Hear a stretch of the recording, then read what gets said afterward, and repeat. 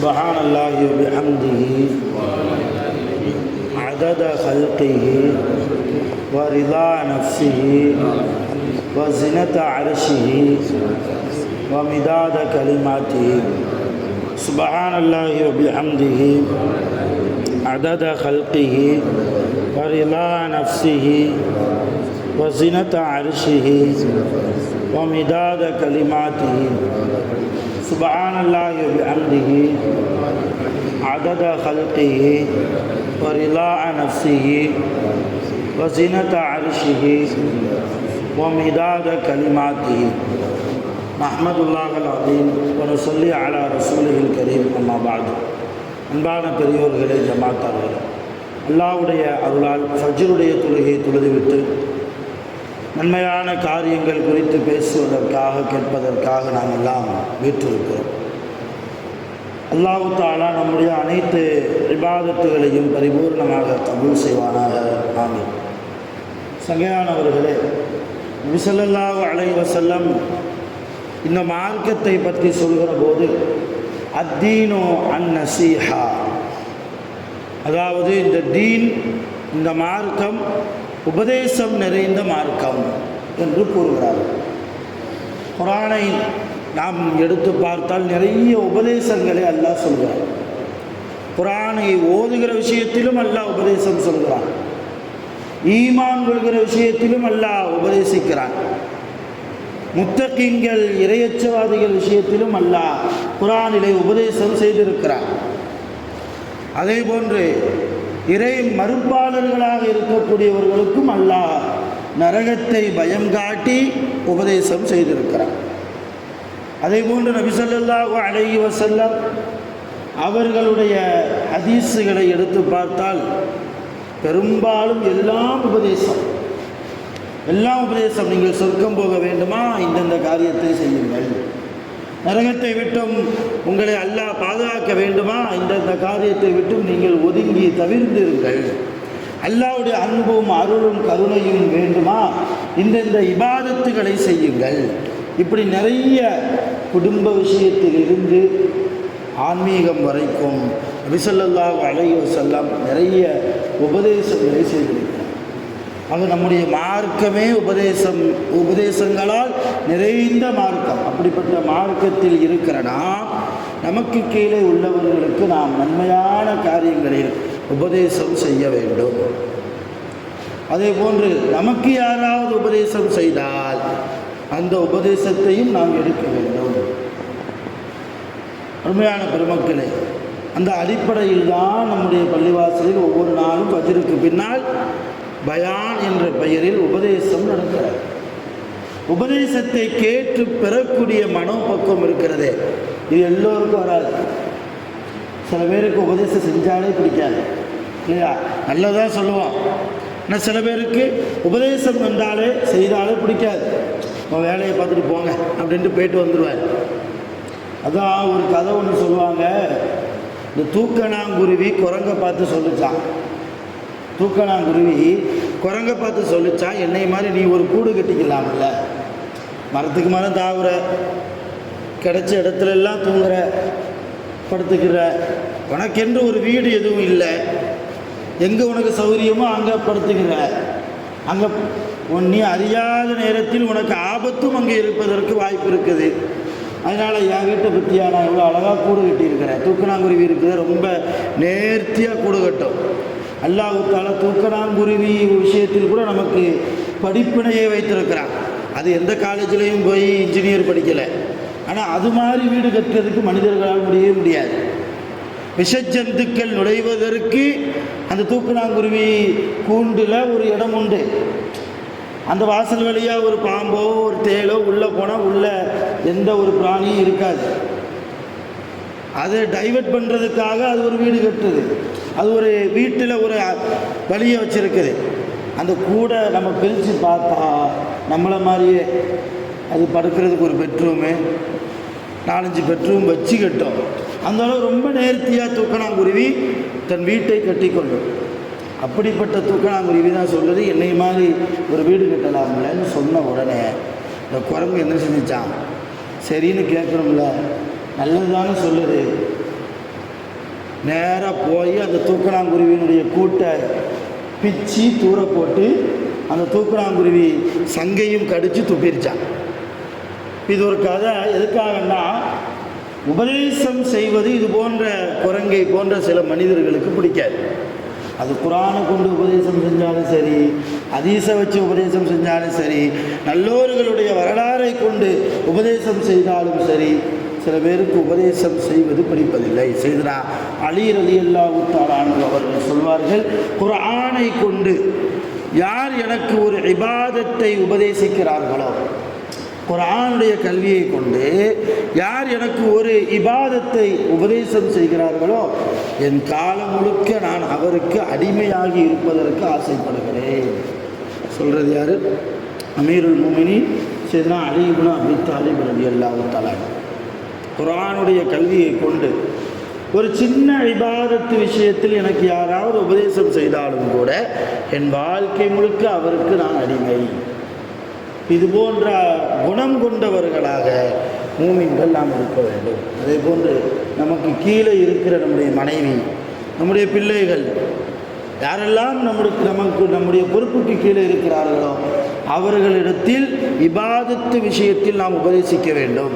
சில பேர் தொழாமல் இருப்பாங்க, சில பேர் குர்ஆன் ஓதாமல் இருப்பாங்க, சில பேர் ஹராமான காரியங்களை செய்திருப்பாங்க, சில பேர் புறம்பேசி கொண்டு இருப்பார்கள், சில பேர் கணவனை கூட மதிக்காமல் இருப்பார்கள், சில பேர் பிள்ளைகளை ஒழுங்காக நல்லொழுக்கத்தோடு வளர்க்க தவறி போயிருப்பார்கள். இது போன்ற மனைவிமார்களுக்கு கணவன்மார்களாகிய நாம் குர்ஆனுடைய இல்மை கொண்டு, ஹதீஸை கொண்டு, வரலாறை கொண்டு நல்ல முறையில் உபதேசம் செய்ய கடமைப்பட்டிருக்கிறோம். அதே போன்று பெற்றோர்கள் பிள்ளைகள் விஷயத்தில் 7 வயது ஆகிவிட்டால் தொழுகைக்கு ஏவுங்கள். நபி ஸல்லல்லாஹு அலைஹி வஸல்லம் சொன்னார், 10 வயது ஆகியும் அவன் தொழவில்லையா, உங்கள் வீட்டில் எப்போதும் ஒரு குச்சி தொங்கிக் கொண்டே இருக்கட்டும் சொன்னாங்க. ஒரு பிரம்பு தொங்கிக் கொண்டே இருக்கட்டும். இதுக்கு அடிச்சாவது தொழுகைக்கு அனுப்புங்கள், அடிச்சாவது நீங்கள் தொழுகைக்கு 10 வயது அவனுக்கு ஆகிவிட்டதா அனுப்புங்கள். ரசூலுல்லாஹ் சொன்னாங்க, இன்னைக்கு நிறைய வாலிப வயதை அடைந்த வாலிபர்களுக்கும் கூட தொழுகையினுடைய சட்டத்தை நாம் சொல்லிக் கொடுக்காமல் இருக்கோம். எப்படி தோழர், பள்ளிவாசலுடைய கண்ணியத்தை குறித்து நாம் உபதேசம் செய்யாமல் இருக்கிறோம். பெற்றோர்கள் விஷயத்தில் எப்படி கண்ணியத்தோடு நடக்க வேண்டும், மரியாதையோடு நடக்க வேண்டும், உபதேசம் செய்யாமல் நாம் இருக்கிறோம். நாளை அவன் திருமணம் முடித்ததற்கு பின்னால் அந்த மனைவிக்கு செய்ய வேண்டிய கடமை என்ன, உபதேசம் செய்யாமல் இருக்கிறோம். எப்படி சம்பாதிக்க வேண்டும், அதை எப்படி செலவு செய்ய வேண்டும், ஹலால் என்ன, ஹராம் என்ன, அல்லாஹ்வுக்கு பொருத்தமான பாதை எது, ஷைத்தானுடைய பாதை எது, உபதேசம் செய்யாமல் நிறைய பெற்றோர்கள் இருக்கிறோம். உண்மையான பெருமக்களே, ஆக நம்முடைய பிள்ளைகளுக்கும் நல்லொழுக்கம் விஷயத்தில் நாம் என்ன செய்யணும்? அதான் சொன்னாங்க, மல்லா அதபலகு வலா இல்மலகு, யாரிடத்தில் ஒழுக்கம் இல்லையோ அவரிடத்தில் கல்வி வராது. ஒருவேளை அவரிடத்தில் கல்வி வந்தாலும் கூட அந்த கல்வியால் அவருக்கும் பிரயோஜனம் கிடையாது, அடுத்தவருக்கும் பிரயோஜனம் கிடையாது. அப்போ கல்வியை விட மேலானது ஒழுக்கம், தனி மனித ஒழுக்கம், முதலில் சுய ஒழுக்கம், பெரியோர்களுக்கு மத்தியில் நடக்கிற ஒழுக்கம், இப்படி ஒழுக்கம் பல வகை இருக்கிறது. இந்த ஒழுக்கங்களை நாம் நம்முடைய பிள்ளைகளுக்கு உபதேசமாக தர வேண்டும். ரசூல் ஸல்லல்லாஹு அலைஹி வஸல்லம் மக்காவிலே இருந்த அந்த 10 ஆண்டுகள், மக்காவில் இருந்த 10 ஆண்டுகள் அல்லாஹ் தஆலா ரசூலுல்லாஹ்வுக்கு எந்த சட்டத்தையும் இறக்கலை.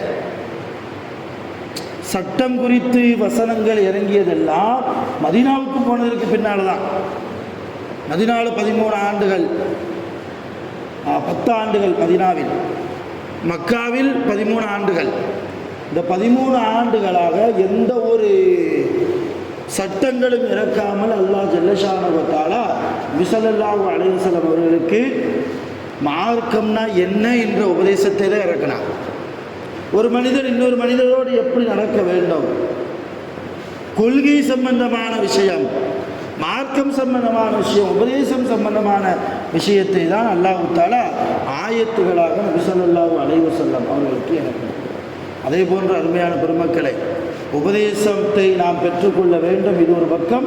இன்னொரு பக்கம், எல்லாருடைய உபதேசத்தையும் நாம் எடுக்கக்கூடாது. எல்லாம் தொப்பி போட்டிருப்பான், எல்லாம் தாடி வச்சிருப்பான், எல்லாருடைய உபதேசத்தையும் எடுக்க வேண்டிய அவசியமும் கிடையாது. உபதேசம் செய்வதற்கு தகுதி உள்ளவர்களுடைய உபதேசத்தை தான் நாம் எடுக்க வேண்டும். சொல்லு வேற செயல் வேற இருப்பவர்களுடைய உபதேசத்தை எடுக்க வேண்டிய அவசியம் இல்லை. யாருடைய சொல்லும் செயலும் ஒரு 100க்கு ஒரு 50% இருக்கணும் இல்லையா? சொல்றதுக்கு அப்படியே நேர் மாற்றமாக 100க்கு 100% அவர் நடப்பாரையானால் அவருடைய அறிவுரையை, உபதேசத்தை நாம் எடுக்க வேண்டிய அவசியம் இல்லை. அதனால தான் ஒரு சீடர் ஒரு கனவு கண்டார். அந்த கனவை மறுநாள் காலையில் தன் குருட்ட போய் சொல்லி விளக்கம் கேட்கறதுக்காண்டி போனார். போய் தன் குருவை கூப்பிட்டு, நேற்று இரவு ஒரு கனவு கண்டேன், எனக்கு விளக்கம் சொல்லுங்க. அப்போ அந்த குரு விளக்கம் சொல்கிறேன், என்ன கனவு கண்டேன்னு கேட்டார். அந்த சீடர் சொன்னாராம், உங்கள் கையில் தேன் இருக்குது, கனவுல நான் உங்களை பார்க்குறேன், என்னையும் நான் பார்க்குறேன், உங்கள் கையில் தேன் இருக்குது, என் கையில் நஜீஸ் இருக்குது. நீங்கள் தேனை வச்சிருக்கிறீங்க, நான் நஜீஸை வச்சிருக்கிறேன். உடனே குரு சொன்னாரா, சரிதானே, நீ கண்ட கனவு சரிதானே, நான் உனக்கு நல்ல உபதேசம் செய்கிறேன், நல்ல கல்வியை கொடுக்குறேன், தேனை போன்ற குர்ஆனுடைய கல்வியை உனக்கு நான் தர்றேன், ஹதீஸுடைய கல்வியை தர்றேன். ஆனால் நீ அந்த தேனை சாப்பிடாம எதை கையில் வச்சிருக்கிற, நஜீஸை வச்சிருக்கிற. அப்போ நீ இன்னும் சரியாக வரலை, நீ இன்னும் அல்லாஹ்வுக்கு பிடித்தமான பாதையில் நீ வரலைன்னு அவர் விளக்கம் சொல்ல ஆரம்பித்தார். அப்போ அந்த சீடர் சொன்னாரா, கொஞ்சம் பொறுமையாக இருக்க, கனவு இன்னும் முடியலை, கனவு இன்னும் முடியலை, என் கையில் நஜீஸு, உங்கள் கையில் தேன், ஆனால் உங்கள் கையில் இருக்கிற தேனை நான் நக்கிட்டு இருக்கிறேன், என் கையில் இருக்கிற நஜீஸை நீங்கள் நக்கிட்டு இருக்கிறீங்க, நீங்கள் சாப்பிட்டு இருக்கிறீங்க. உங்கள் கையில் இருக்கிற தேனை நான் சாப்பிட்றேன், என் கையில் இருக்கிற நஜீஸை நீங்கள் சாப்பிட்றீங்கன்னு கனவு சொன்னாராம். எதுக்கு சொல்ல வரேன், இப்படித்தான் பல பேருடைய நிலைமை. உபதேசம் செய்கிறது தேனாக செய்கிறாங்க, ஆனால் தன்னுடைய வாழ்க்கையில் நிறைய நஜீஸ். அப்போ நமக்கு யாரெல்லாம் உபதேசம் செய்வதற்கு தகுதி இல்லை என்று தெரிகிறதோ அவர்களுடைய உபதேசங்களை நாம் எடுக்க தேவையில்லை. அதே நேரத்தில் அவருடைய குறையையும் அடுத்த மனிதரிடத்தில் போய் பேச வேண்டிய அவசியமும் நமக்கு இல்லை. அல்லாஹ் அடுத்தவரை பற்றி புறம் பேசுகிற விஷயத்திலும் குர்ஆனில் உபதேசம் செய்கிறார். வலா யக்தப் பஅதுக்கும் பஅதா, உங்களில் சிலரை பற்றி புறம் பேசி தெரியாதீர்கள், புறம் பேசி தெரியாதீர்கள். அல்லாஹ் குர்ஆனில் உபதேசிக்கிறார். அது அருமையான பெருமக்களே, உபதேசம் நபி ஸல்லல்லாஹு அலைஹி வஸல்லம் அவர்கள் செய்த ஒரு காரியம். உபதேசத்தை ஏற்றுக்கொள்வது சஹாபாக்களிடத்தில் இருந்த அற்புதமான குணம். ஆக நாமும் ரசூலுல்லாஹ்வுடைய குணமான உபதேசம் செய்கிற குணத்தை எடுக்க வேண்டும். உபதேசத்தை ஏற்கிற குணத்தையும் நாம் நமக்குள்ளே வைக்க வேண்டும். அதே நேரத்தில் உபதேசம் செய்கிற தகுதியையும் நாம் நமக்குள்ளே வளர்த்து கொள்ள வேண்டும். வல்ல ரஹ்மான் அவன் செய்த உபதேசத்தை ஏற்று அமல் செய்து நல்லடியார்களாக நாம் வாழ்ந்து நல்லடியார்களாகவே நாம் மரணிக்கிற மகத்தான பாக்கியத்தை ரப்பல் ஆலமீன் நம் அனைவர்களுக்கும் நிரப்பமாக தந்து அருள் புரிவானாக. ஆகிரு தஅவானா அல்ஹம்துலில்லாஹி ரப்பில் ஆலமீன். சுப்ஹானல்லாஹி வபிஹம்திஹி, சுப்ஹானல்லாஹி வபிஹம்திஹி, லா இலாஹா இல்லா அன்த, அஸ்தக்ஃபிருக வ அத்தூபு இலைக். ஆமீன். சுப்ஹான ரப்பிக ரப்பில் இஸ்ஸத்தி அம்மா யசிஃபூன் வ ஸலாமுன் அலல் முர்ஸலீன் வல்ஹம்துலில்லாஹி ரப்பில் ஆலமீன். ஸல்லல்லாஹு அலா முஹம்மத் ஸல்லல்லாஹு அலைஹி வஸல்லம், ஸல்லல்லாஹு அலா முஹம்மத் ஸல்லல்லாஹு அலைஹி வஸல்லம், ஸல்லல்லாஹு அலா முஹம்மத் யா ரப்பி ஸல்லி அலைஹி வஸல்லம். ஸலாம் அலைக்கும்.